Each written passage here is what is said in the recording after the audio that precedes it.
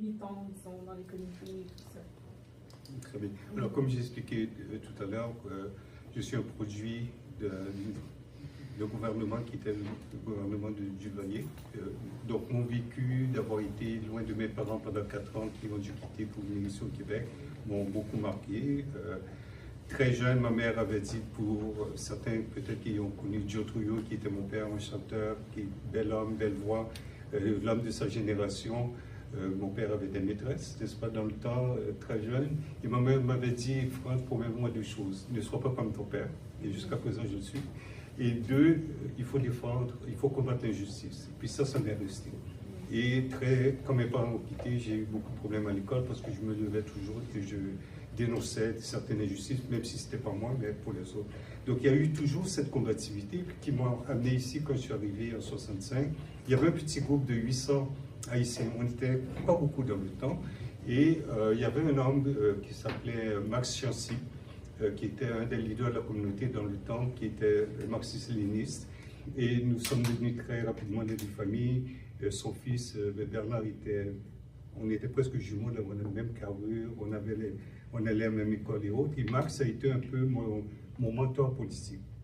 Max on était quoi, dans 12, 13, 14 ans, et il nous faisait lire un texte et puis nous amenait à faire des analyses.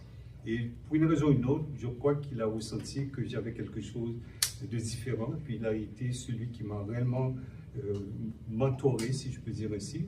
À un certain moment au cégep, quand il fallait dans le temps choisir un cégep, il fallait faire 3 choix. Et Bernard et moi, nous avions choisi Saint-Laurent, Bois-de-Boulogne et Édouard-Montpetit, où enseignait Max à Longueuil. Nous avions été acceptés dans les 3 et nous avions décidé que Bois-de-Boulogne était où on devait se rendre.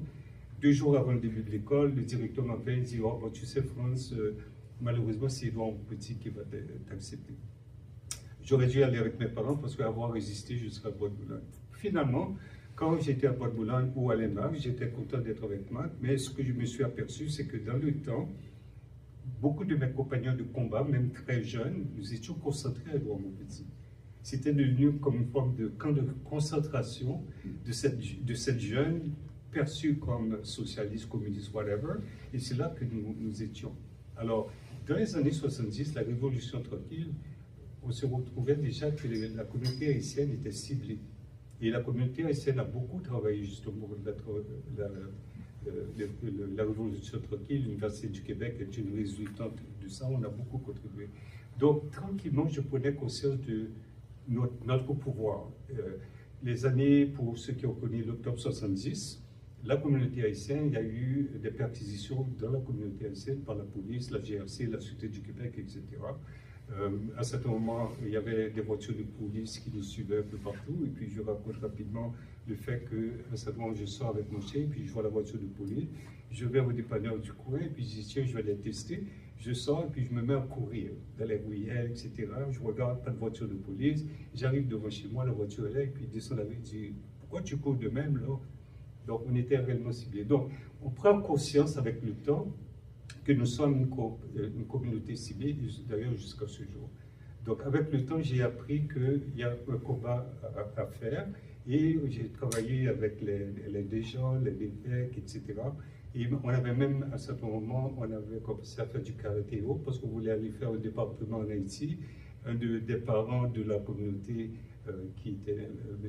Luc Morin, qui était dans le temps psychiatre. Ils avaient acheté un bateau, des armes, et puis ils ont été dénoncés en Floride, et puis ils ont été mis en prison. Alors, juste pour vous dire que la conscience de qui nous sommes et ce qu'on devrait être, c'est une évolution. Il ne faut pas ignorer les choses qui vous arrivent dans votre vie, qui vous amènent à avoir une conscience politique. Je fais de la politique, différemment. Je fais de la politique. Vos silences, c'est de la politique.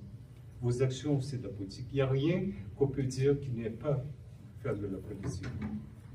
J'ai choisi de le faire comme militant parce que je ressens que j'ai plus de pouvoir.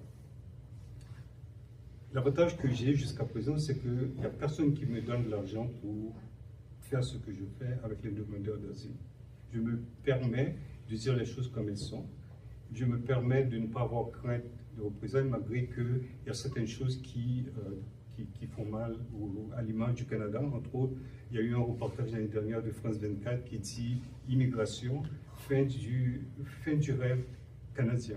Et ça fait le tour. Et j'ai eu des appels par après pour les bonnes et les mauvaises raisons. Tout comme il y a eu l'émission Enquête qui a été diffusée le 22 janvier, qui là encore fait mal paraître le Canada. Et là encore, j'ai eu des appels de certaines institutions canadiennes. Donc, ne minimisez pas quel impact politique que vous avez, soit avec vos silences, soit avec être sur le terrain, ou bien encore faire de la politique active. Nous avons un travail à faire. Il y a certaines choses que lui peut faire que je ne peux pas, et vice-versa. Cependant, je pense que lorsque je fais de la manière que je le fais, va soutenir le travail qu'il fait. Et il ne faut pas s'ignorer à savoir qui nous sommes. Je refuse, malgré que ça fait 61 ans que je suis ici, d'être qualifié Québécois d'origine haïtienne. Je me dis un Haïtien qui est heureux de vivre au Québec et au Canada. Parce qu'on me demandera toujours d'où viens-tu. Toujours, on me demandera d'où viens-tu.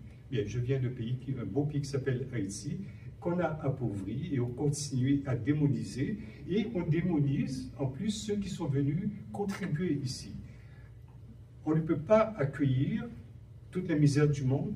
C'est l'affront que personnellement, la communauté haïtienne aurait dû se lever et dire, Monsieur Robert, c'est du racisme pur. Parce que les gens qui arrivent présentement au risque de leur vie, dans les boisés, etc., pour chercher un semblant d'asile, parce que le programme d'accueil présentement n'est pas un programme de demande d'asile, c'est un programme de réunification familiale.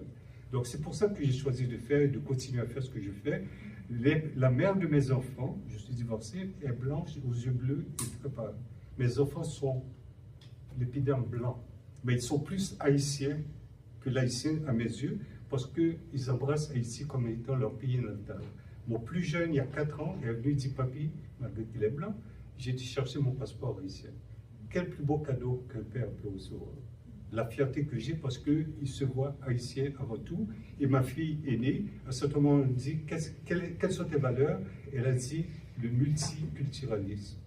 Alors ça, c'est quelque chose. Donc, soyez fiers de ce que vous êtes. Baissez les yeux devant personne. Vous